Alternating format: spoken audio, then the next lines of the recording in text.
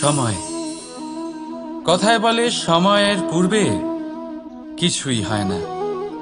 প্রতিটা ঘটনার একটা সময় থাকে। সময়ের আগে না সূর্যোদয় হয় আর না সূর্যাস্ত হয়।